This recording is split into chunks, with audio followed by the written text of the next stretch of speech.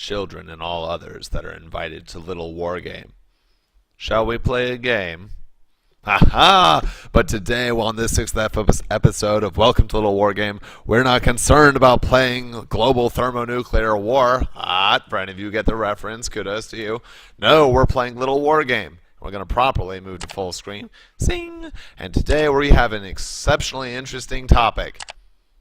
How to win from behind. It can be kind of easy to win when you're ahead already, but we're going to see guest 445555 44 quad 5 versus Slammer4. Slammer4 is in this month's Little War Game monthly tournament. He's doing pretty well, or he was doing pretty well. I don't know how he's doing now. And guest 44 quad 5, we're just going to call him Quad. Guest Quad, no one knows anything about him. Now, this map is pretty interesting. This is Lost Woods. If you have never seen it before, it's actually pretty cool. Because look at this. This is not like Lava Bridge. Oh yes, thank goodness, Etana Circus. We're doing something besides Lava Bridge. Yes, we are. Notice how on this map you have a main base, and then down here you have your natural. Yep. And 404 because we're completionists. There we go. And then you have a third somewhere. And you can see that someone can get a really large advantage really quickly by just putting a castle, I don't know, here or here. Or if you're Slammer4, going down and putting a castle here. Or possibly even here or here. And what that would allow you to do is to get a very rapid amount of income very, very quickly. Now, both players do something that's a little different for this map. Castle first is generally considered a safe opening. You have to scout and do due diligence. There goes guest Quad. And we're going to be seeing it out of Slammer4 shortly. Both of these players have gone not castle first in Slammer4's case. He got a house, so he can build a barracks immediately if need be. And guest Quad is a little more on the risky side. He takes his walks on the wild side every couple of days or so. He just went, bam, dropped a castle down. Now, this is unusual for this map, and here's why. I was actually in this exact position. Ding! And I tried to go castle first, and then someone dropped a tower right here. And that watchtower got more free worker hits than I care to admit. And at 15 damage apiece, that stacks up quickly. You don't want to build workers over there. Your workers will die faster than the rate at which you're building them. So the fact that both of them are going, maybe not perfectly castle first, but close enough, is fairly interesting. Now, remember what I said before about the map's layout? We're gonna skip up a little bit here. Remember what I said before about the map's layout? How you have an easily protected main, and you have a clearly defined natural base, or natural expansion, but your third...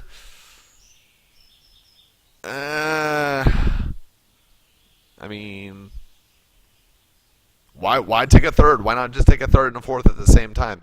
Because of the way this map is laid out, getting past your second base means taking two bases at once. So instead of going to a 3-base economy, you go from a 2 to a 4-base economy. That means that if you get the drop on your opponent and get there much faster than they do, they're in a heap of trouble. Now we're going to zoom up a little tiny bit.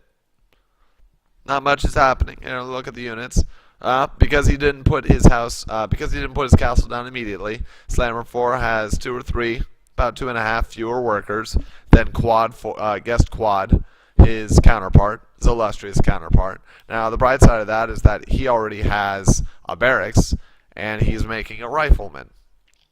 Presumably, this rifleman's just going to park right here, and it's going to wait until there's 2 or 3 of them, and then they're going to go poke. One of the advantages of doing this the way that Slammer4 did is that, yeah, he's a little behind in workers, but look at that. Bam, he has a rifleman. Guest Quad has no such rifleman. Nah. But they're going about the same thing, so it all works out. I'm going to speed up a little bit. Guest Quad is going to be our illustrious leader in showing us how to get ahead, how to beautifully get ahead. Look at this. Yeah, he's doing his diligence, maybe over creating the soldiers a little bit, but he's producing his workers. He's got one and a half slightly, 1.5 to 2 over Slammer 4, and he's already staked out this middle position. Meanwhile, Slammer 4 does something a little more interesting. He's going to keep making, he's going to keep a couple units here. He's going to build a tower. We're going to be careful not to skip this. Bam, did you see that? Guess Quad is going to show us how it's done. 435, only one barracks. Not a problem, says Quad. I can defend all of the things. Oh man, if he were getting 2 barracks rushed right now, he would be so dead. It would not even be close. But because his opponent went for a roughly economic opening like he did, Quad 4's in pretty good shape. You go, Quad. Woo! It's like a college with dorm life, and you're the Quad. It's awesome. Now these 2 riflemen are going to go out and see what they can poke to death. And with Micro, they're going to discover a soldier who's kind of hard to hit to death. Oh, wait, I don't have to look at what they're making over there. I press R. Now look at this. Guest Quad almost has his 3rd castle. And he's getting another barracks. Slammer 4 is getting his barracks too. He only has 2. He only has 2. So by deciding to go riflemen instead of soldiers and running into soldiers instead of riflemen, not only is Slammer 4 going to lose all of his units, he's going to lose map control. And that means he can't take a 3rd. Now what do I mean by that? Well, look at Slammer 4's vision. Bam! You see what Slammer 4 sees? Absolutely nothing. If he was looking, he saw that he got killed by a couple of soldiers. So he does the smart thing very reactively. He can't make a judgment call on how many soldiers or how many units are coming, and he knows he won't be able to produce the riflemen quite at the rate he needs, so he's building up this watchtower. It's very safe. But there's one problem with being safe. We're going to look at the all view. Remember that 3rd castle? It is up in this golden spot. And very shortly, with his continuous worker production, Guest Quad is going to be going from 2 base to 4 base. Yeah, look, we can already see the units getting churned out. He's already at 31 to 21. Like, he is in this, man. Look at this. He's already pulling ahead in workers. More workers means more economy. Take a look out here. He's got... You see this? You see how it's only a couple hundred now, about 300, maybe 400 gold ahead of Slammer 4? That is going to get vast and quickly. Meanwhile, Slammer 4 is doing things that, you might expect to do after you just ran into some soldiers. And he's opting for a pretty powerful attack after he's made his defense and gotten himself a soldier just so he can, take the time to micro these guys. No, I do not want to leave. Thank you, Jibs, for adding that to 1.75. He got 2 barracks. So, yeah, Slammer 4 has a lot of money. Yeah, but look, +1 armor, +1 weapons, bam, good to go. Not to mention he's about to have another round of units, so that's 160 right there, and then another 120 right there. So, yeah, his money is good. Now, take a look over this. If you've been noticing, this number has been getting slightly larger than the opposing number for quite a while now. Oh man, we go over to Q.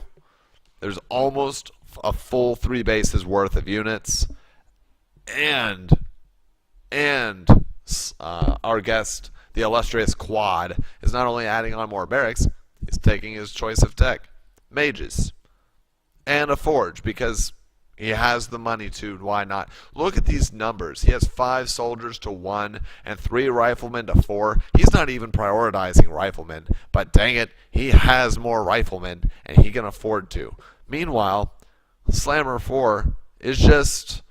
he hasn't seen anything. If we go back to Slammer 4, this second watchtower, when we're looking at both players, why are you building a second watchtower? He has the 3rd base. It's very easy to say that when we're looking at the game from this perspective. But again, look at it from Slammer 4's perspective. All he knows is he sent over 2 riflemen this way, and they got killed. He doesn't know if his opponent opened 1 barracks or 2 barracks. He doesn't know how many soldiers his opponent has. Let's pretend that, what if, for all Slammer 4 knows, not only does he not have a third, guest Quad doesn't even have a second base. He's just pumping out soldiers and waiting, which is why this is very, very intelligent.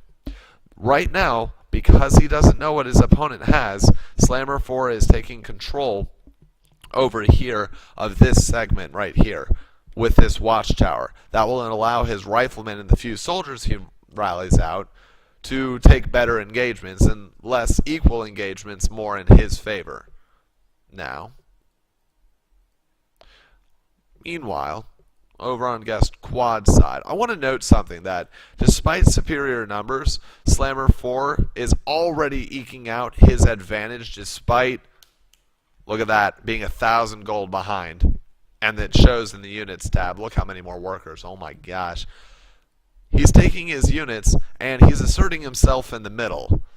Now, this is just a test to see how strong his opponent is. He's going to find out it's not to his liking. He's going to back away.